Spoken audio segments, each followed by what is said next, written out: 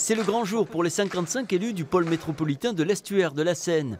Après 5 années de tergiversation de l'État, la séance d'installation s'est tenue cet après-midi au Carré des Docks du Havre. Sans surprise, c'est Édouard Philippe qui a été élu président.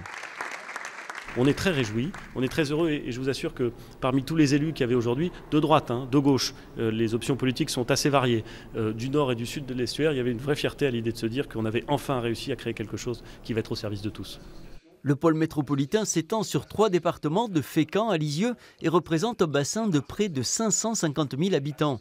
Il a pour vocation de rendre le territoire plus attractif et plus cohérent. La première décision qu'on a prise, c'est de se dire il y a des SCOT. C'est des documents d'urbanisme assez larges sur chacun des aspects du territoire. On va essayer de faire en sorte que tous ceux qui pensent les SCOT en ce moment sur l'estuaire de la Seine se réunissent pour se parler, pour vérifier que le SCOT au nord de la Seine, il est à peu près compatible avec celui au sud de la Seine. Après le vote d'un budget de 493 000 €, les délibérations ont porté sur l'économie, le tourisme, la santé ou encore la mobilité. Parmi les projets évoqués, la création d'un centre de recherche sur la gériatrie et le retour d'une navette maritime entre les 2 rives de la Seine. 3 personnes seront salariées du pôle. Les élus, eux, ne toucheront aucune rémunération.